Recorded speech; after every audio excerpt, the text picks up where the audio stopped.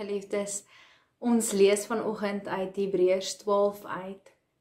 En ons gaan kyk oor hoe om ten spyte van dit alles wat in die wêreld om ons gebeur, in hierdie lewensreis as Christene, ons oë gefokus te hou op Jesus Christus.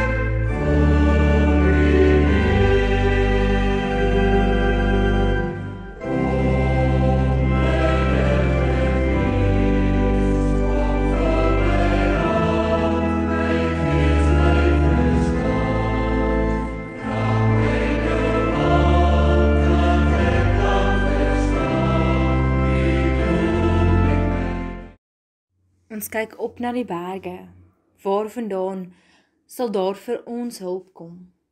Die Here sê vir ons, julle hulp kom van my wat hemel en aarde gemaak het. Geliefdes, mag daar vir julle genade en vrede in oorvloed wees, deur julle kennis van God en van Jesus, ons Here. Amen.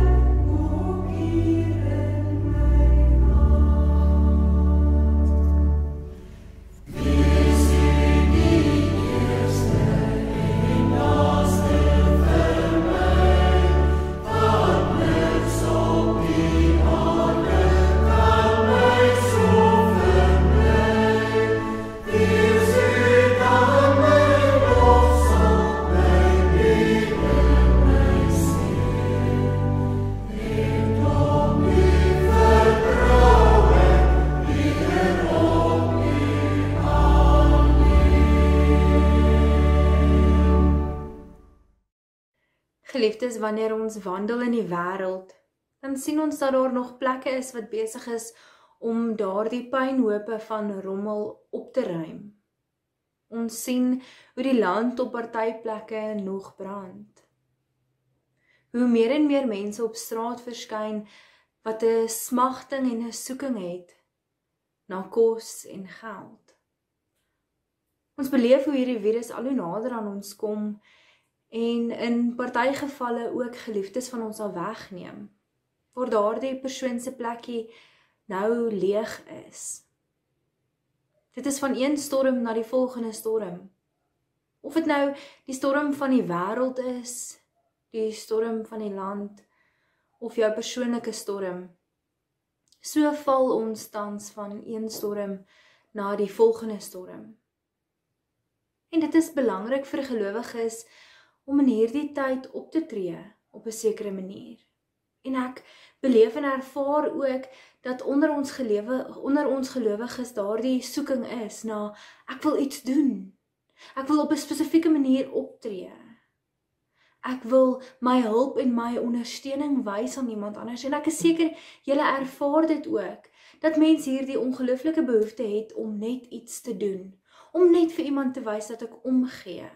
Om vir iemand daardie ondersteuning te wees, daardie hulp te wees.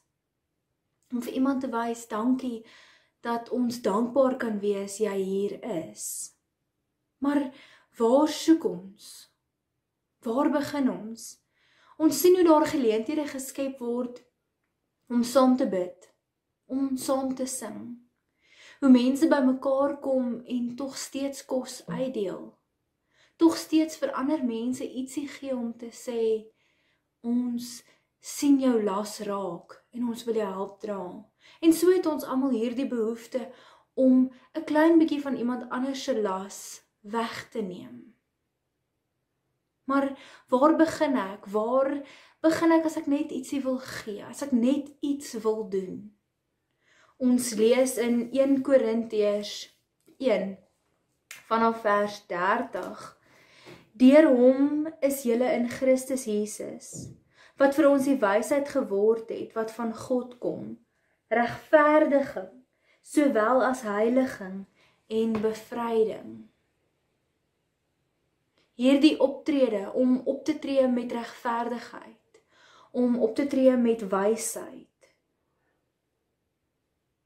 heiliging, en om iemand te bevry van daardie storm, waarin hulle tans is. Die enigste manier hoe ons dit dan kan regkry, is om ons oë gerig te hou op Jesus. En daarvan lees ons in Hebreërs 12, vanaf vers 1 tot 3. Terwyl ons dan so 'n groot skare geloofsgetuienis rondom ons het, laat ons elke las van ons afgooi, ook die sonde wat ons so maklik verstrik, en laat ons die wedloop wat vir ons voorlê met volharding hardloop. Die oog gefestig op Jesus, die begin en volëinder van die geloof.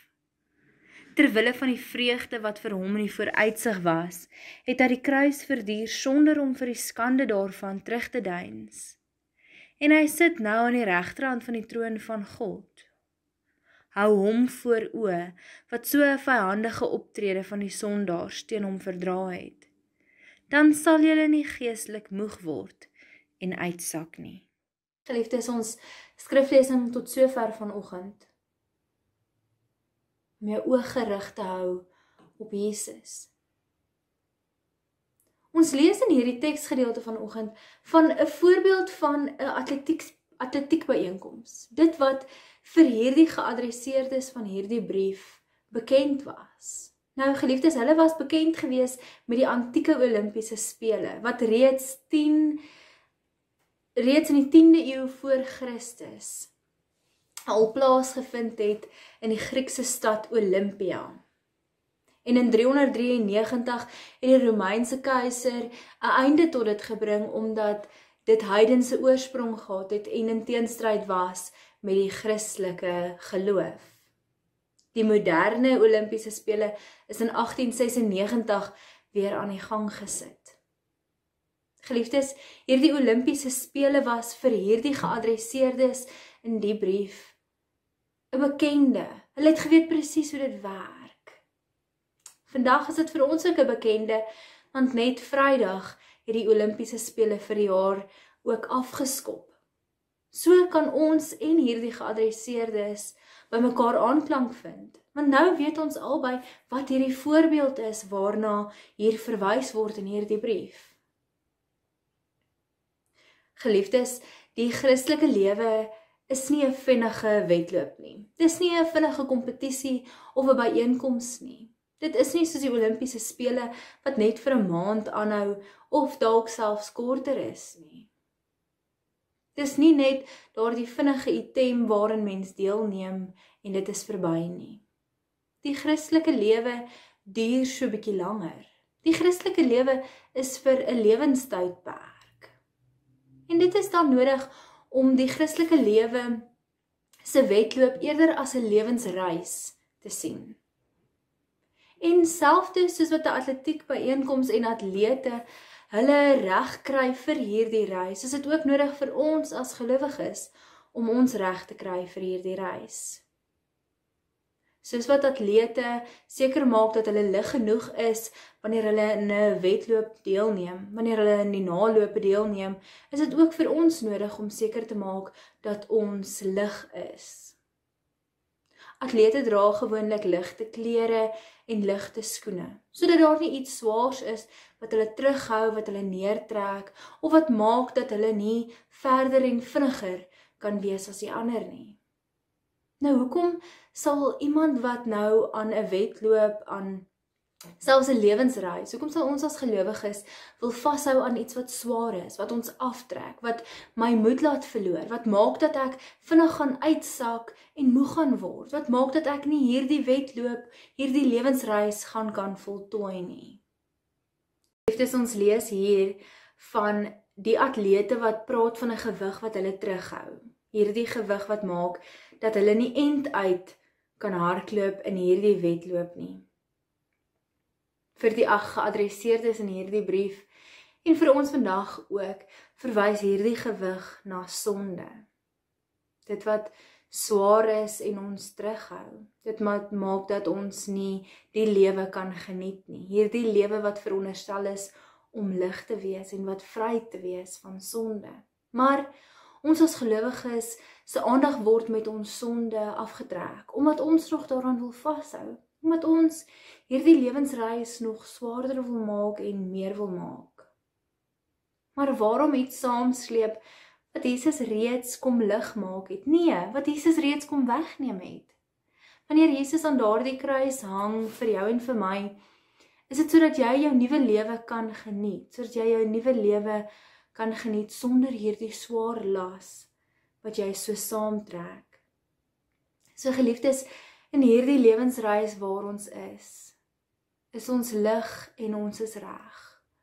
Ons hoef nie iets saam te sleep wat my weerhou om hierdie lewensreis end uit te voer nie. In Hebreërs 11 lees ons reeds van 'n voorbeeld van gelowiges wat reeds volhard het in hulle geloof. Ons lees hier van 'n klomp voorbeelde. Ons lees van Jakob en Josef, ons lees van Moses. Ons lees van Rahab. Geliefdes, vir hierdie geadresseerdes, vir wie hierdie brief geskryf was, is daar reeds voorbeelde van mense wat volgehou het met hulle geloof. Vanoggend is dit vir ons ook daardie voorbeelde, daardie mense wat ons kan terugkyk na en sien hoe hulle in geloof volgehou het. Maar dan kom Hebreërs 12, wat daardie oproep is om te volhard in geloof. Daardie oproep wat vir ons sê dat ons lig moet wees vir hierdie lewensreis. Maar dat ons hierdie lewensreis slegs sal kan aanpak en slegs eindtyd sal kan voer as ons oë gerig hou op Jesus. Geliefdes, dit voel altyd om te volhard, waar moet 'n mens begin? Hoe gaan mens dit reg kry? En selfs is dit ook so, wanneer ons in hierdie storms is, voel dit, waar begin ek? Hoe gaan ek eindtyd voer? As ek so graag iemand wil help, of vir iemand iets wil doen, vir iemand iets wil gee, waar begin ek? Maar ons lees van die perfekte voorbeeld, Ons lees van Jesus wat dit reeds gedoen het. Jesus wat 'n mens geword het en in hierdie lewensreis van Jesus sy oë gefestig gehou het op God. As ons dink aan die kruisigingsgebeure, hoe die mense Jesus uitjou, hoe Jesus benadeel is, seergemaak is, hoe Jesus gelei het, hoe daar so baie vyandige mense was. Geliefdes, as ons dink aan waar Jesus verskyn voor Pontius Pilatus, Jesus het een ding voor oë. Jesus het sy oë gerig op God. Jesus was net gefokus gewees op God. Ten spyte van al hierdie storms, ten spyte van dit alles wat om Jesus gebeur het en wat met Jesus gebeur het, hou Jesus in hierdie tyd, in hierdie lewensreis, in hierdie storms, sy oë gefokus op God. En dit is dan ook wat ons moet doen. Ons moet ons oë gefokus hou op Jesus. Ons moet gerig wees op Jesus. Want dan weet ons wat om te doen. En dan het ek hierdie behoefte steeds om vir iemand iets te wil doen. En dis waarvandaan hierdie behoeftes kom wat ons het. Hierdie behoefte om vir iemand net iets te gee, om vir iemand net iets te doen. Hierdie behoefte wat ek het om iemand te ondersteun, om iemand te help. Om vir iemand te wys dat ek dankbaar is, kom van hierdie gerigtheid om my oë gerig op Jesus te hou. Want dan wil ek iemand bevry. Dan wil ek regverdig en wys teenoor iemand optree. En dan wil ek te midde van al hierdie chaos, hierdie demekaarspel, hierdie virus, hierdie land wat aan die brand is, al hierdie storms, my persoonlike lewe se storms. Met dit alles kan mens heilig optree want jou oë is gefokus op Jesus. Daardie behoefte wat ons het, is omdat ons oë op Jesus gefestig is. Daarom het ons hierdie behoefte om ook op hierdie manier op te tree. Geliefdes, hierdie gevoel en hierdie behoefte is omdat ons nie vaskyk in dit wat hier rondom ons gebeur nie. Is omdat ons vaskyk aan Jesus Christus. Die belangrike deel van ons lewens lees ons in 2 Petrus 1 vers 3. Sy goddelike krag het ons immers reeds alles gegee wat ons nodig het vir 'n godsvreesende lewe, deur die kennis van hom wat ons deur sy majesteit en sy goddelike krag geroep het. Dit alles kan ons doen omdat ons die geskenk Jesus ontvang het. Die belangrikste deel van my lewe is dat ek reeds alles ontvang het van Jesus wat ek nodig het. En dat wanneer my oë op hom gerig is, ek hierdie lewensreis, hierdie Christelike lewe, sal kan uitvoer, selfs al is daar so baie storms wat hier om my woed. Geliefdes, met die Olimpiese spele wat ons hierdie maand gaan dophou, mag elkeen van ons dan ook soos daardie atlete gefestig wees en gerig wees, gefokus wees op een doel voor oë. Mag ons oë altyd gerig hou op Jesus Christus, ten spyte van dit wat hier om ons aangaan, ten spyte van al hierdie storms. Ja, ons voel en ervaar dit en ons beleef dit, maar dit trek nie my aandag weg nie. Dit neem nie my gefokusheid oor nie. Geliefdes, kom ons hou ons oë gerig op Jesus Christus. Amen.